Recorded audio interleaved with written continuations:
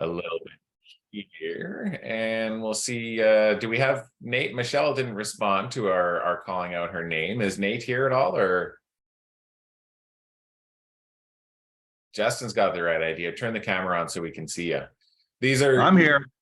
All right. These these sort of these Thursday morning sessions, they're designed obviously for a bit of a, an educational component, and then just sort of a general sort of training discussion and that kind of stuff as well. They do qualify for a PDP credit. You can claim up to 6 PDP credits through the self-directed portion of the PDP program. We record attendance and such, but we cannot record you in attendance if your camera is not on. So it is, potentially 1 credit for every Thursday that you spend with us. I'm hoping that, 1 credit isn't going to be dire for all of you to maintain. You get your PDP, because it shouldn't be. It's pretty easy to get the 18 credits over the course of a 2-year period. So hopefully, you guys are all on top of that. And just so you're aware, if you're not on screen, we can't deem you as recorded. So let's check in with Justin. How's things going, bud?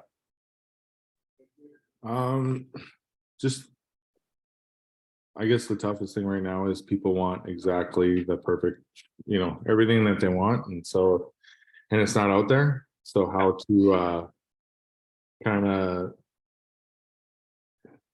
get away from that in a way, and build the urgency. Well, I mean, building urgency, with the buyers, the truth and the material, it's all in the numbers and the statistics. And, we can see what the market is. We can see, obviously, that we're really struggling with inventory, and sort of what's their price point, what's their, their budget. If they're in a very competitive situation, you want to make sure that they've done all of the things they need to do to be ready to buy. Like they've already got their file open with their mortgage broker. They've got everything lined up that needs to be lined up, so that when something does come up, then they're ready to pull the trigger, right? Excuse me, it was a bit of a yawn. I have at least 3 or 4 buyers that are looking for the right place. One up to 2 million, another one up to 1.3 for a penthouse condo, but it's got to be the right one. Yeah. And so what sort of steps are you taking? Are you being a little bit proactive as far as looking for stuff? Are there if it's a home in a certain neighborhood, or there was a certain listing that they liked that they lost out on, are you doing a little door knocking around the neighborhood, just sort of letting everybody know that you've got buyers that are willing to go, and is there any interest in potentially selling your property, kind of thing? Yeah, I've thought of that, and I've been door knocking the other area that I've been in, so that's I haven't taken my time, but yeah, that's definitely something I thought about doing.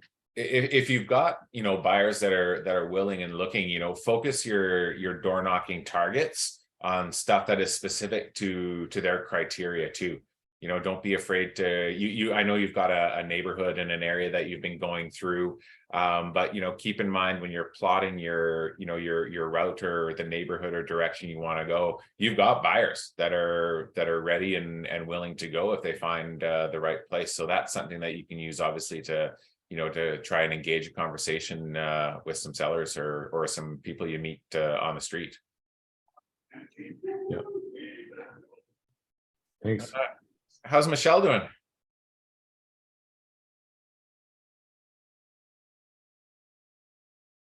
We are having trouble. Hi, I'm having technical difficulties today. I'm good. Trying to get back on track, and just stop, please. My kid's homesick from school, so she's kind of driving me crazy. Gotcha. Hello. Good morning. Hello. Yeah, so there's that. Awesome. But no, things are just very slow, and I'm doing some assistant work now for a few people on the team. So I'm just trying to figure myself out and what my Yeah. schedule is like. Mhm. It's all over the map. Yeah, it's a little challenging, especially with little ones and stuff like that at home too, for sure. Yeah. Yeah. Yeah. Good morning, Don. How are you today? I'm great, thanks. I'm still trying to master chime, Yeah. and I've got, as we talked on the weekend, I've got some buyers that are actively looking in Victoria here, coming down from Duncan. So we've been out looking at houses, and everything's straightforward there, so it's kind of exciting. Yeah, it's going well. And these are the ones that potentially, or they'd have a property to sell before as part of their purchase, correct? Yeah, they've had the painters in this week. They've had new carpet laid this week, so it's going to be listed early next week. Awesome. And that was all I know we talked a little bit last week about, what's the best strategy as far as, being able to purchase a place if you have something to sell. And so the direction that they chose to go in obviously was like getting their house on the market and just having it ready. Yeah. They don't want to put in an offer until their house is on the market. Yeah. Good. Yeah. And that's probably like the strongest position. We've actually And we talked about that in terms of weak offer, strong offer, so that's, they don't want to put in an offer until their house is ready, is on the market. Yeah. And that conversation, it's like, so how would you if you were, had somebody with your house for sale, how would you perceive it if, somebody came in with, we want to buy it, but we got to sell something first, but our house isn't for sale. And, just kind of, switching the role a little bit and, instead of being the buyer that has to sell, put yourself in the shoes of the seller that, wants to sell, but the buyer has to sell something as well. So being able to sort of convey the strength of, having everything up ready to go and on the market is a good thing too. Yeah, no, I talked to her about, from the seller's point of view, if an offer came in and what it would look like if it was a weak offer and what that means to the buyer, and how difficult that would be for the buyer. So just making the offer as attractive as possible. We just worked around that conversation and they're happy moving forward with the way they've chosen. Awesome. Good. Thank you. Yeah, you bet. Interesting. There's a couple of listings out there that we've had a couple of calls on, and they're sellers that have their properties listed for sale. And there's notations in the listings whereby the seller needs a place to go. So the seller has to have a contract, a binding contract in place before they would commit to selling their property. So similar to a buyer with a subject to sale, we have a seller that's going to be conditional or subject to purchasing. There was a couple of calls and a couple of questions regarding the validity of that type of listing and whether or not that's allowed. And it is allowed, of course. The nice thing is that the realtors that have those properties listed, they've made notes in the realtor comments, and so they've made everybody aware of it. It can be a challenging situation, and hopefully those sellers are being proactive with finding a property.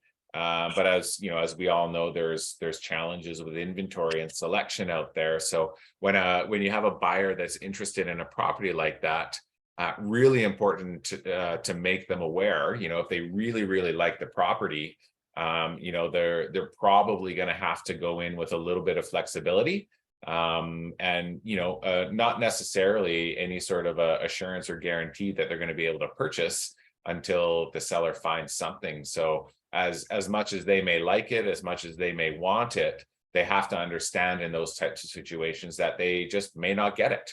It's really all going to depend on, what the seller is looking to move to or to buy. If they're making, sort of a lateral move in a tight market, or they're looking for a particular condo or something in a particular neighborhood or that kind of thing. So can be a challenging situation, but those types of listings we're seeing a few of.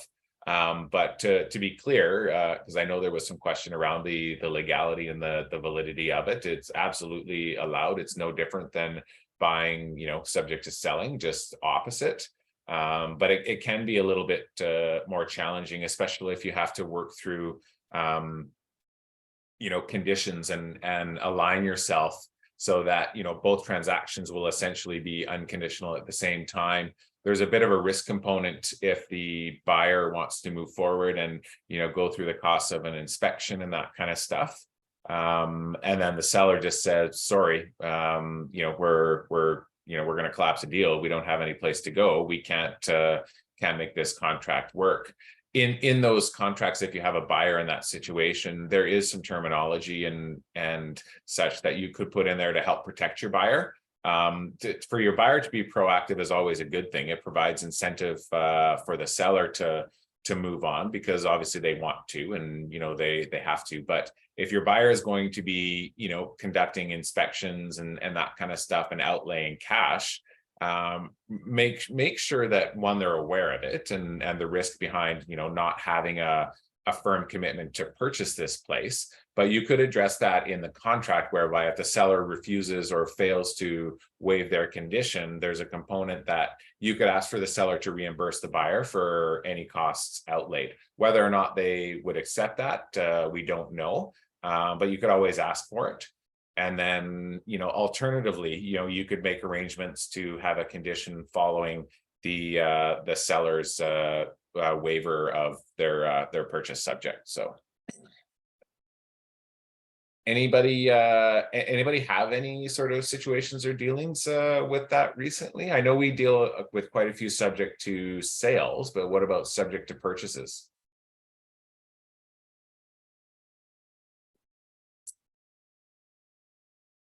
No, let's check in with Larry. How are you doing? How's your week been?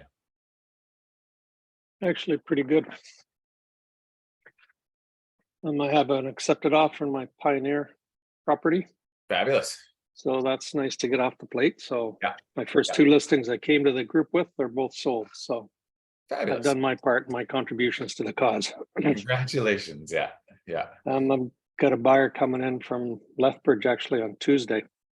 Nice. And I did this before Ron sent out his memo about make sure you're at the meetings. Yeah. And don't plan things. It's like, oh shit, I'm meeting them Tuesday morning, first thing, to show them some resort properties. So maybe you can give him my apologies when you see him. You know what? I'll support that. We do obviously, want and encourage as much participation as possible, but sometimes our job is to be available and to service our clients as they need it, and sometimes when there's a limited schedule to work with, we just have to make ourselves available to it, right? So yeah, unfortunately, well, I agreed to it a while ago for sure, and they're coming in specifically to see a couple of properties with me, so I hate to see them go elsewhere. Yeah, no, absolutely. So, and I don't want them sitting around in a hotel room wondering where I am. I have a funny feeling Ron won't mind if you're out showing clients around. If you were sitting at home with your feet up watching the ball game, he might have another opinion, but no worries. No, I endeavor to make them when I can. I do have a question for you though. On Wednesdays is a brokerage meeting. What is that? Are we supposed to attend that, or is that just you guys? No, it's everybody. That's really sort of the come together with everybody as a whole. We invite admin in. We'll go over a lot of sort of operational tweaks and reminders and that kind of stuff. We'll generally have every 2 weeks we have a lawyer from Victoria, Peter DeMeo, join us. And he gives us a little bit of a legal update sort of on sort of what he's seeing and what's happening in the office, or he'll bring a particular topic to address and that kind of stuff. So yeah, and then alternatively, we'll also bring in like in the next couple of weeks, we're going to have we'll have a couple of guests come in. We've got somebody coming in from Coastal Heat Pumps. We've got somebody coming in from Rank My Agents. So a lot of it's just office oriented and business oriented, and these Thursdays are really about an opportunity to get together as a group and sort of talk about what it's a little bit smaller of an environment and a little bit more of a free space, just to maybe talk about a few of the challenges we're having and work through some solutions, and then today we wanted to talk a little bit of just about some, business planning and that kind of stuff. And then I wouldn't mind also touching base on a couple of transaction desk things as we work through trying to iron out a couple of efficiencies that we're working on the back end, which obviously requires the help of some of the realtors as well. So. Perfect. No, thank you for that. I wish I'd known that. I've been avoiding them because I thought it was like brokers only. No, it's the Wednesday for sure. That's the one, and usually in those meetings, that will be, it's, a review of the form. Like if we're reviewing files and we're seeing, forms are missing, or we're seeing some mistakes on forms, that kind of stuff, that's where we can, get a larger audience. And then go through making sure that we have everything done in place. So, yeah. Perfect. That's what I'm lacking. So I appreciate that. I will. And if you have, if you're ever looking for some additional stuff, feel free to reach out. And I know you've got some support there from the team, but if you want to go through a couple of transaction desk things or something like that, if I'm not in the office, doesn't matter, reach out and we can set up a little Zoom to kind of walk through and do little tutorials. And, that's an open invitation. I've had quite a few, just sort of one-on-ones with people just to kind of walk through it. So in addition to that, if there's something that you want to discuss or you want to have sort of a roundtable discussion, that's a good opportunity for one of these Thursday mornings. Perfect. Thank you. Yeah, you bet. Nate, how are you doing, buddy? How's your week been? Hello, sorry, I had to unmute. Not too bad. Just working away, just grinding it out. Very descriptive. Thank you for sharing. Not much going on. Just picked up a Closet Monday for I got an accepted offer and release subjects for a client, which was nice. So hopefully that gets the ball rolling here. Yeah. And so now you've removed subjects and such. Now I'll ask, so when you're working on that trade and you're rolling through and dealing with it in transaction desk, there's some tag elements that we want everybody to be aware of. And when you're in, it's the status of the deal. I'm working closely, with the admin, both with the Neil group and with Anne there in conveyancing, and we're aligning everything with the Up Island offices as well. So one of the key things that I want to go over a little bit, if you don't mind, I'll share my screen with you guys, and then hang on one sec. I'll just kind of show you one of the elements that we're trying to hone in on and focus on with transaction desk. I know you just did a kind of a tutorial. Every time that you guys have one, I end up having showings, so I keep missing it.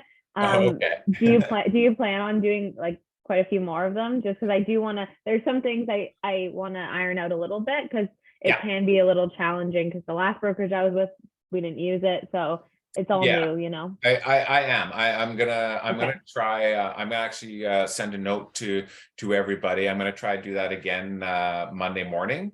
And so one of the things that we're looking at here, for example, these are unconditional deals, so I won't worry too much about confidentiality or anything like that. They're well, this one doesn't have any information in it at all, but we'll take a look at Danielle's deal here.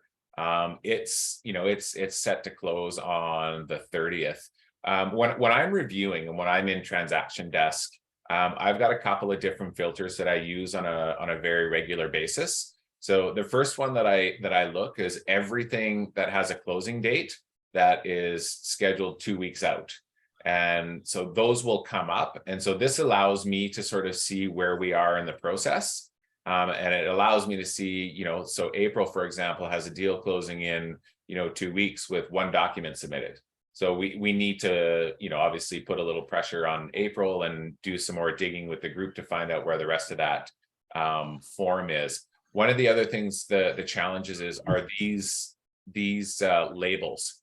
Now, these labels, the process that we're working on are identified right here at the very top of your trade. So in your trade, this is what you this is the deal dashboard, and you could also find it in the detail. Oh, not allowed to move there, but in the details section as well. So this is a key component. So when your file is open, essentially you've created a transaction and you're starting to put together. Maybe you have a buyer client. You know, so you're going to need some disclosure documents. You're going to need your disclosure of representation. You can have your privacy and consent form all taken care of. You can proactively, you know, deal with some FinTrack documents and that kind of stuff. What we should be doing is, after it's open, is once that buyer, for example, engages in the purchase, then we want to make sure it gets switched to active. That way we can see that there is an active transaction on the go, if there's an offer in play or something like that. So if this was a listing and it was an active listing, we'd want to make sure that the label is active. If there's a buyer that we now have an active transaction on the go with, we want to make sure that it's labeled active as well. So active would indicate that your buyer is engaged in a contract or engaging in a contract. And active would also indicate that if it's your listing, it's an active listing. If it's your listing and it expires, obviously we can switch it and note that it's expired. If it, you know, comes off the market, we can put it through, you know, as inactive or whatever it may be. Whatever's appropriate as far as the listing goes. From a purchaser perspective, you know, once we're active, then that's when the trigger where we're thinking, okay, we need to start seeing some paperwork come in here. Because if you have a deal on the go, you know, and I've said this many times, and we're not great at it as a whole, but there is a legal requirement for all contracts to be submitted to the office once they are signed and executed. So whether it's a listing or a sale agreement, it must be submitted to the office. We can't help you if you don't do that. If something goes wrong or something goes sideways or something gets audited and questioned and we don't have it, you know, we have plenty of material and plenty of education and plenty of guidance to make you guys aware that it is your responsibility to make sure that that offer gets submitted. With that offer is, you know, there's a bunch of other paperwork required as well. So that's when, you know, we have an active listing or an active trade on file. If you're working with a buyer, you've got an active listing, you've got some conditions, you're working through it. Once those conditions come off, then we want to switch it to pending. And that lets us in the office know that we need to see some subject removal forms. We need to make sure that the deposits are in place. We need also to make sure that all of your supporting documents have been submitted. If you get a deal, for example, to an unconditional state, everything in your deal checklist should be submitted to the office. The only thing that should not be or may not be is some of the administration paperwork, such as the letter of registration, conveyancing instructions, and that kind of stuff. But what's required from you should be submitted to the checklist in your trade immediately, if not sooner than a pending deal. Disclosures and privacy notices and FinTracks, that can all be done well in advance. But at pending, and the minute you hand in a subject removal, every document should be submitted to the office so that we can do a thorough review. Once you have a deal signed and submitted, we'll be looking for that in our active files. Oftentimes, you know, that's the best time just to make sure everything is there. If you have a deal on the go and you submit it, we have an opportunity to review it, potentially, you know, catch a glitch here or a glitch there. But, you know, ultimately, once you switch it to pending, the deal is unconditional. That's the trigger to make sure all of your paperwork is in place. The admin staff will be helping monitor and switch these over if they get missed. If we see something, you know, if we see subject removal forms we'll make sure that they're triggered and flagged as pending so that we can monitor them. I monitor all the pendings 4 weeks out, and then I monitor the completions 2 weeks out in separate filters. Once the transaction is closed and we get the registration from the lawyer's office, we'll upload that to the transaction. That's the point where that progress bar should read 100% as far as what's needed. This triggers the file to go to accounting and then process for payment. If we're holding the deposit, it can go in and it'll get tagged on the next next payment process. If we're waiting for a deposit or we're waiting for funds to come from the lawyer's office because it's our listing, for example, then it might take a couple extra days to get processed for payout. But these are the labels that we want to pay particular attention to. Does anybody have any questions on these? Was that kind of clear? We're all okay? If you Actually, have, I was just going to mention, thank you. I had no idea about any of this stuff. Okay. Well, So that was quite informative. I'm going to try to, I'm going to do my best, one with staff to stay on top of this and bring in a little bit more just sort of regular training around it. Because as we are getting busier and because we have multiple offices and, multiple, brokerages, we've essentially got 5 offices and 4 conveyancing departments and such. So we just want to make sure that we keep everybody aligned on this one. So, yeah. Important too for you guys, when you have trades on the go, it's a good way to monitor your own trades. But, keeping, as far as your day-to-day business and stuff goes, really important to keep, some people love, a whiteboard on the wall. Some people, utilize calendars on their phones. Some people have a notepad. Some people keep their trade record sheets. Everybody has a system to monitor their trades. So to make sure that we're staying on top of things and monitoring it, whatever your tracking system is, make sure it works really well for you and be very aware, once a deal is active, be very aware of some very specific dates. We have to be super mindful of our deposit, when it is due, how it is due, make sure that, it gets submitted on time. Make sure that, we have a note or a reminder of when the subjects are due off. And then again, the third one, of course, is make sure that, we have a note or reminder of completion date. The deposit, obviously, very much transaction related. We're always pretty good about that. Once in a while, we may have to do a late deposit or something, but generally that's a fairly good one for us to be mindful of.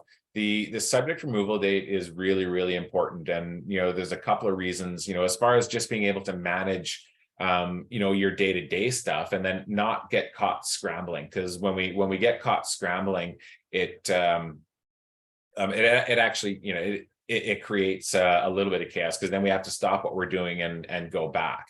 So when you're at that subject removal phase, that is the key. That's the trigger for you to be like, yeah, I got to make sure all of the required paperwork is in.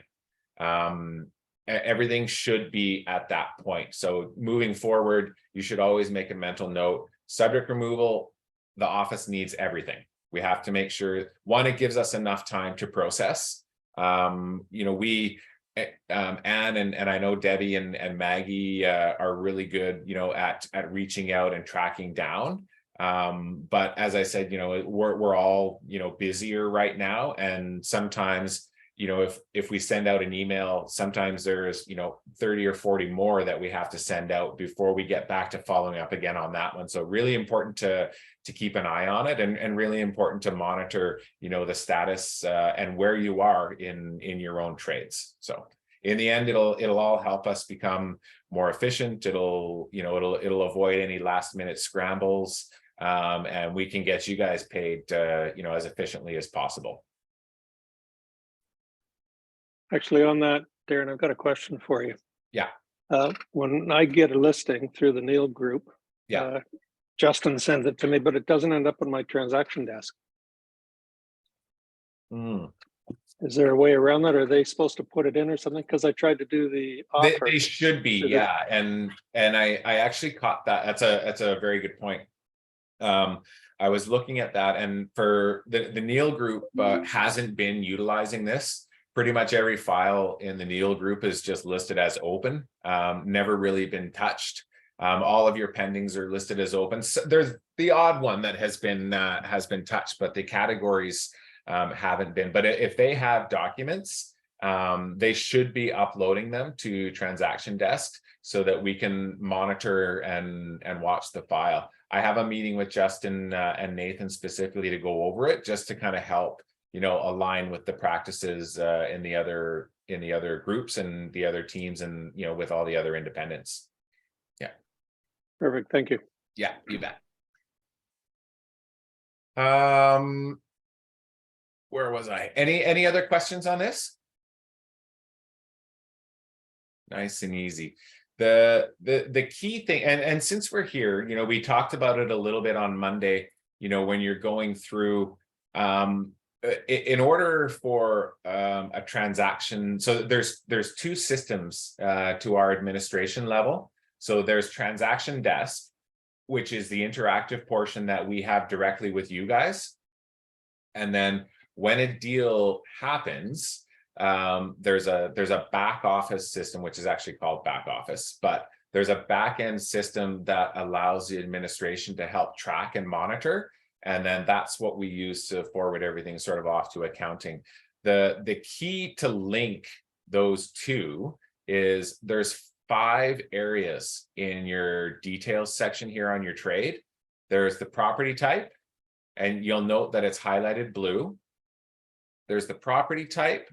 There's the purchase price, there's the offer date, there's the completion date, and then there's the classification of the deal.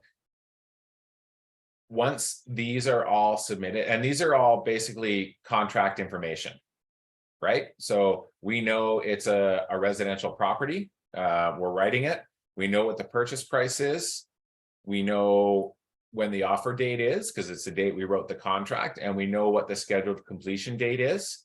So that's all information that's in the contract that you're writing. And then the classification, whether it's listing side or selling side, gets selected. Once those 5 blue areas are filled in, if you hit the check mark, it automatically opens a file in our back office system and then links the two together. So that's where this little trade number magically appears. And then this is the key number for the office to track and follow. So that's how that works. And then everything that happens here, if you upload something into Transaction Desk, we'll get a note and stuff like that, and we'll see it, but it will also make a note in the back office and track the progress of the trade as well. So those are the 5 key things. And as I said, if we're at that stage where we're filling in these 5 marks, this should be switched to active. If it's an unconditional deal, then you're going to mark it as pending. But if it's a conditional offer or a conditional transaction, then it should be active.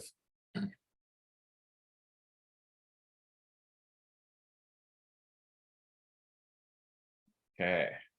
And now, any thoughts, any clarity sort of needed there? Does anybody have any sort of questions around, you know, sort of working towards maximizing the efficiency of Transaction Desk? Because we're going to get it. It's going to be really awesome. We're all going to be working on the same page. And then Kriya is probably going to, you know, introduce a new transaction technology that we'll have to get used to. So. But it should offer some relative sort of similarities, but it'll be a basic, simple process. So hopefully, you know, there's a little bit that you guys can take away from there. But, you know, having that pending, so when you go in, you know, to your transactions, you can select, you know, your pending deals, you can select your active deals, you can select, you know, whichever ones are titled under your name that you want to review. You know, so it creates an opportunity for you For example, like, let me go, oh, sorry, I didn't share my screen. Just gonna give you a one more little quick jaunt here. So, for example, in your dashboard, it somewhat looks like this, and these widgets may be in different spots. It depends how you have it set up, but you should have one that has your transactions in it, and take advantage, of these filters. You have the ability to narrow down view. If a file is closed or expired or something, you don't necessarily want to see it coming up all the time.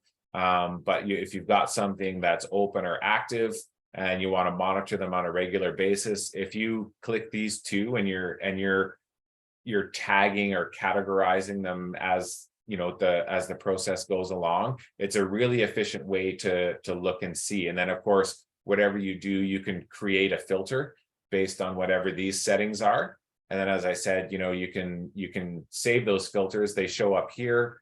Mine, I have broker review on pending. So as soon as a deal goes unconditional, it pops up here. It allows us to track, what needs to be done well in advance of a deal completing, so that when it does complete, we're not having to chase down a bunch of stuff, or we shouldn't have to chase down a bunch of stuff.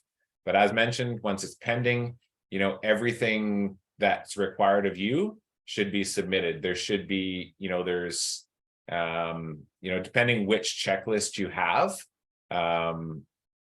there's a good example, of some good ones here. So, 13, you're using this is a sale. So he's using a buyer template checklist. These 13 documents that have been submitted, they've all been fully approved. The only one not requested is probably going to be the conveyancing instructions. And that's almost guaranteed. So you can see everything has been reviewed. Oh, it's just the registration letter. So once that's in, then the deal can be switched from, pending to closed. But take a minute to go through these filters and create, your daily dashboard. If you've got, closing dates that are a month out, maybe you want to look for, ones that are scheduled to close, in the next 2 weeks or something like that, just so you can keep monitor and track. And as I said, keep a list, keep a whiteboard, keep something to help you follow along that process, so that you're on top of those key dates as they come through. And if we can do that, we'll have if we make it part of our regular practice, it just becomes gravy. We're not going to have to chase you down for anything, and we can pay you, if it's honestly, our goal is to process out your commission payments within 3 days of completion. We can only do that if we have all of the paperwork approved, and we're holding the funds. So if you're a buyer agent, for example, our trust account should have that. If your deal looks 100% green and everything is there, then we should be able to process that out within 3 days. And then with that payment, of course, we want to make sure, it's tax time. And part of the planning discussion that I wanted to have, I was going to see if Sarah wanted to join us this morning from accounting, just to go over sort of a few things and a few considerations. She's a little bit, got a bit of a full plate right now. We have, I think it's 178 deals with a completion date within the next 30 days. So the back end is a little bit busy right now. But when the commissions and stuff, start coming in, we got to remember that we are independent contractors. Canada Revenue Agency is always going to come looking for their cut. The commissions you get paid out obviously include GST that's payable to you guys. So when I was selling and when I was trading, I always took 20% of whatever check I got and put it in another account. It came out of my operating account. It came out of my checking account. However, you manage your transactions and stuff like that, but it always got put away. We at the office, we can withhold funds if you like. If you would like to do something like that, let us know. So, if you get, for example, a $10,000 commission and you want to establish a little bit of a kitty to deal with, income taxes, to deal with GST and that kind of stuff as it rolls around, let us know. We can hold that in our commissions trust account on your behalf, and then pay it out to you, on request as needed when your GST bill comes in, when your income tax bill comes in, that kind of stuff. In the end, as independent contractors and business people, we should have in good practice an operating contingency as far as what our bank accounts look like. As I know, Emily, you're pretty young and pretty new, and same with Justin and that kind of stuff. So the goal for us when we start to have our commission checks and stuff coming in is to set a 3-month barrier. For example, your cost of living is $5,000. You've got mortgage, potentially maybe it's rent, you've got groceries, you've got bills to pay, all that kind of stuff. You've got your office dues and stuff like that need to be paid and stuff like that as well. So let's not forget all that. If it's $5,000 a month to live on, set a goal so that your bank account balance is going to be $15,000. Give yourself 3 months, and make a very conscious effort so that you've got that money sitting in your account. It's a stressful situation when funds are getting low and you're scrambling and you're working and all that kind of stuff. And so these little things, if we make a good effort and we get there and then we maintain that, and then honestly, when you get to that 3-month period, set yourself up for another 3 months. Once you achieve that goal of 3 months, make it 6 months.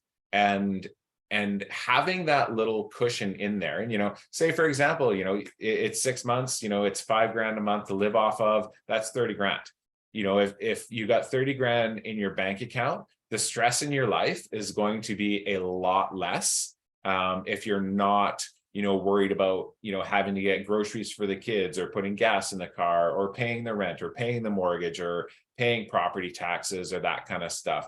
The mind trick that I always used at that phase was, once you got to that $30,000 meant I had no money.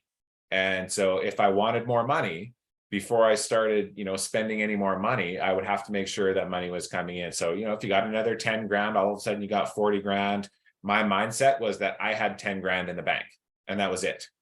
So that $30,000 mark was zero balance. That's like, no more spending. I'm not gonna, deplete, my cushion. That's just going to allow me to, to go to work every day and not stress out about it. It's a tough thing to do for sure, especially when you're starting out.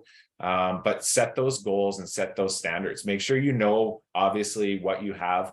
Do you all have that spreadsheet budget from the planning session back that we did? It's sort of a follow-up to that, but we did that back in November. I don't know if Chad or Larry, you were with us then, but I can share that with you guys as well. But it's good to have. I mean, we all know what it costs us every month to live, and we all know what we spend on wine and dinner out and that kind of stuff. So making sure what your life costs, and then making sure that you have that that little nest egg and that little cushion in there. And that's actually gonna mentally and psychologically, it's gonna help you serve your clients better as well.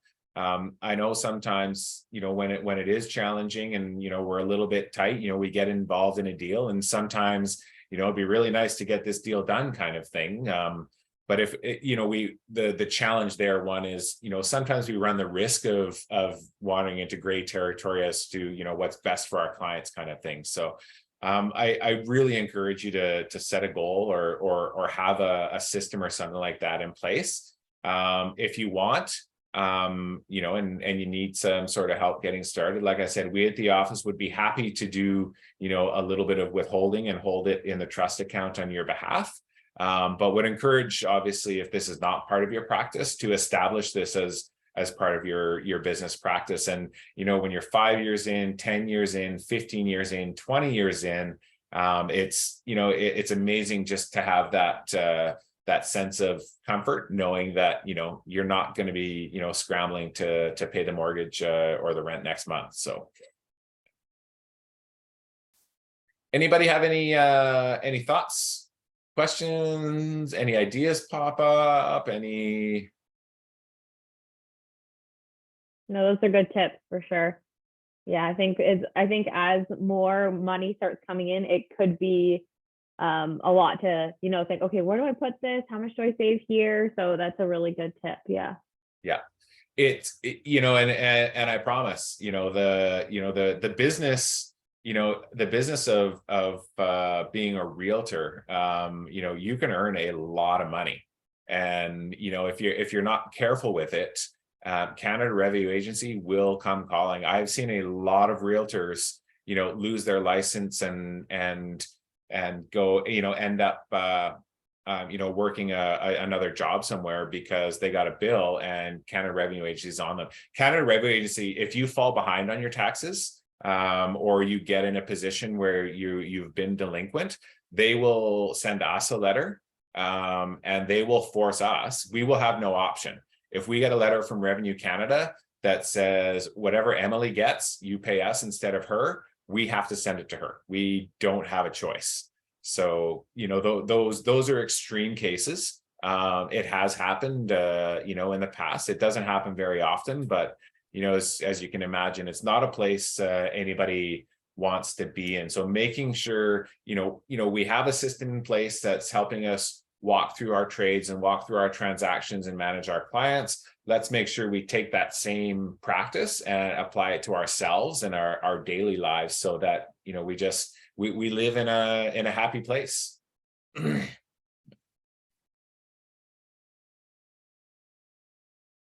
Any other follow-ups? Any other questions? Does anybody want me to have any questions about any follow-ups on Transaction Desk as well, or?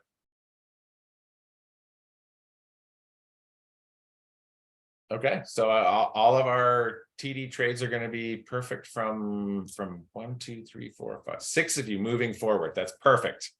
Oh boy. You guys are now my favorites. I think it's one of those things that like practice makes perfect with it. Like the more I play with it and go in there, the more I, you know, understand it, obviously. And then when it does come time to put a transaction through, I remember, you know, the checklist and this and that, and it comes easier. So absolutely, yeah, it absolutely does. And as you know, like when we're kind of starting out and as we're working through the first couple of years of our business, because it does take time to build a strong, stable business. But you know, what you're doing now is going to set yourself up for a smooth system.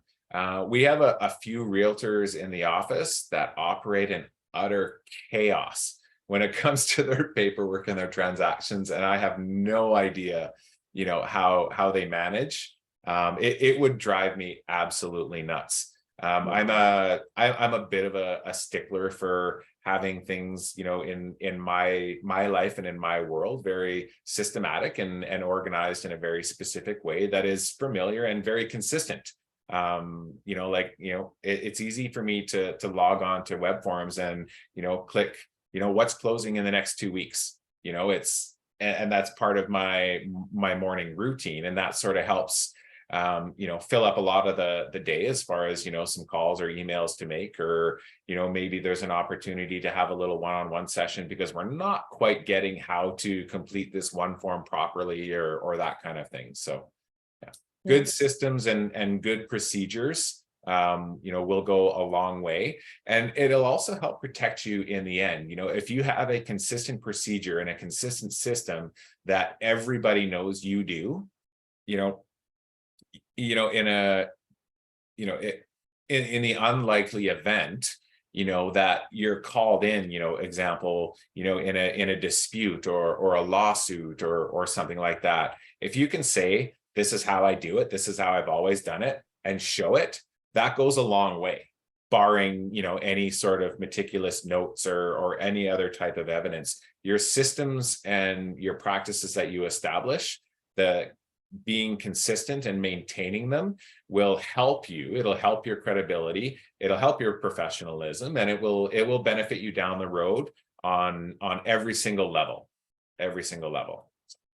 Hopefully we never have to go to court, but I've had to go, attend a few hearings for some disciplinary actions and stuff like that in the past. And it's, when the realtor's under the gun and they're just chaotic, it's like, oh, this is how I did that one. This is how I did that one. There's no credibility there. It's a really tough place to be in and defend yourself if you don't have well-established systems and procedures. So, yeah. Have you done a training on transaction desk? And if so, is it recorded? Yes. Yeah. There is one, we do have one recorded, and I'll go through and we'll do another walkthrough session starting on this Monday. Okay. Where do you do that? Do you subscribe to our YouTube channel? Emily, can you still see our YouTube videos? Because you're a subscriber, right? Yeah, I'll take a look real quick. Do you have to subscribe to the YouTube channel? I think tried to find the we videos, but we- I couldn't. we put a privacy tag on them because they were public, and then some of these discussions, well, we wanted to make them easy to find. Sometimes the discussions, there's we don't necessarily want everybody and their dog to wander across them and view them, kind of thing. So No, I can't see them anymore. okay, how do we make that visible to certain people? Yeah, so I think it's got to be a setting where there's only subscribers can see it, right? Yeah. It has to be. Yeah, is that what you thought you put on? Yeah, it is. Yeah. Okay. Yeah, it just says no videos now. Okay, I'll look into that. But subscribe to it. If you happen to be on YouTube, subscribe to it, and I'll set it up so that subscribers can see. I'll figure out how to do it. So I'm just not very YouTube proficient. So. What's the YouTube page called? Manager Remax Generation. Yeah, it's my email address, more or less. Yeah. I guess worst case scenario, you could try Vimeo as well, because that has a privacy lock on it for sure. Oh, does it? Okay. Yeah. Okay. It is 10 o'clock / 11 o'clock. Anybody have any final thoughts, any final questions before we move on today, and I let you guys get back to buying and selling real estate? Yeah, Darren, I have a question just from like door knocking for my buyers. How would you like do that with someone that, like, say they were interested, and then how would you go about that with, like, say commissions and like, would you then take them as a listing, or would you Well, no, you wouldn't take them as a listing because you'd be in an immediate conflict of interest. Right, but I mean, like, what I mean is, like, to let go of one for the other, you just keep your buyer. How does that work? Well, ask them, ask them if they're working with a realtor, for example. And if they're not, ask them, would you be, comfortable, if my buyers wanted to put forward an offer, if you were in an unrepresented position. And, when you talk about that, make sure you talk about the unrepresented, and make sure you have an opportunity to give them, the disclosure of representation. Those might be a couple of things that are worth keeping on you. Because sometimes you'll often run into people that are more than happy to do a for sale by owner, or they'll get their lawyer to review the contract or something like that.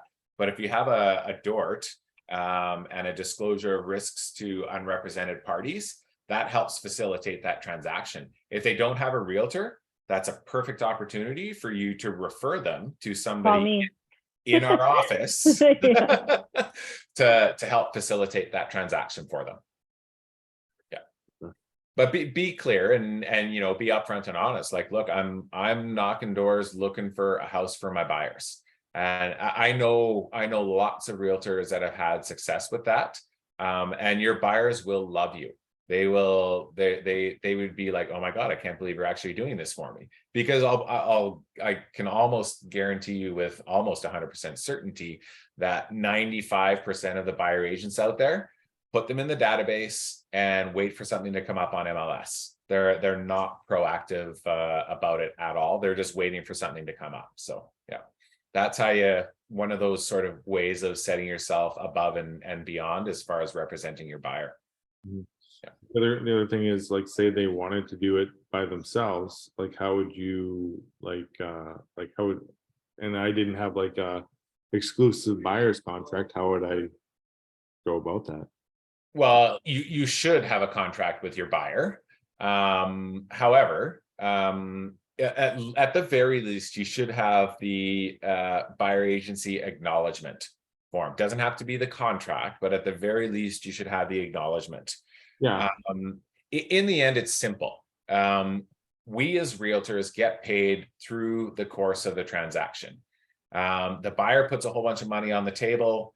The seller gets a whole bunch of money, and we get paid through that process. So, we can address that through a fee agreement. There are fee agreements in web forms. They're standard agreements. They're specific to, an unrepresented buyer, an unrepresented seller, that kind of stuff. So those fee agreements exist. Okay. So you can utilize those forms, and the fee agreement, the key thing to note when you're talking to a seller, because most sellers will be like, sure, let's do a deal, but I'm not paying you a penny. It's not coming out of my price, kind of thing. And that's where you have to understand and be able to articulate that you get paid through the course of the transaction. And it's not like you're paying it. You and the buyer are equally, sort of responsible. The buyer is the one putting a whole bunch of money on the table. The reason, the main reason that the foundation of the cooperative system basically is that so no seller or buyer puts out or writes a check up front or has to write a check in the end. The system itself makes it so that everybody gets paid and nobody's writing any additional checks. The seller gets paid through the seller agent gets paid through the listing contract. The buyer agent typically gets paid through the listing contract because the listing realtor is operating a cooperating commission. Technically, that still comes out of the listing commission, but in the end, there's no commission unless the buyer puts the money on the table. So having it addressed that, and the reason it all comes through the seller's side is because the financial institutions will not finance anything over and above the purchase price. So if the commissions are included in the purchase price and then deducted before the balance of funds is conveyed, then it's paid by the seller. It comes out of the proceeds of sale. And that allows the buyer to finance and not have to write a check for another 20 grand to their buyer agent at the end of the day. It's a system that allows both buyer and seller, all buyer and seller realtors, to not have to ask their clients for more money than what's being provided by the lender. Okay. Yeah. And that's the easiest way to explain it. You will come across, some very strong-willed, sellers in those types of situations. It's rare, but if you explain it to them in a way that, sort of how we just did, sometimes that's like, oh, okay, well, that makes sense. So when you are negotiating and you have your fee agreement, yes, the purchase price is 1 million, but what we're talking about here with this $1 million deal is that to you, that means 990,000. So if you want $1 million, we're going to write this deal at $1,010,000 or $15,000. And then that's what the bank will finance. Your 10 or 15 will come out and $1 million will go to the seller. Okay. Yeah. So negotiate the purchase price to include your commission. And make sure that that when you're negotiating with the seller, make sure we're talking net price to the seller, not gross price of the contract. Okay. Anything else? Well, thank you, beautiful people. I appreciate your time as always. I'm gonna go chase down some forms and some paperwork and make a couple of more phone calls, and we will see you next time. And I'll look into that that YouTube issue thing. So yeah. Thank I you. just Do you wanted to mind? say thank you. Oh. Yep. Do you mind Sorry. emailing that budget again? I don't think I have it from the Excel spreadsheet you were talking about. Yeah, you bet. I will. Thank you. Yeah, I appreciate Me that. too, if you can. Will do. Okay. Thanks, Just wanted guys. to Have say a good thank you. I weekend. found, Darren, I found this very informative. I just want to say thank you. You're welcome, Larry. Thank you. I appreciate your participation. Thanks, Darren. Thank Thanks, you. everyone. Have a great day. Bye.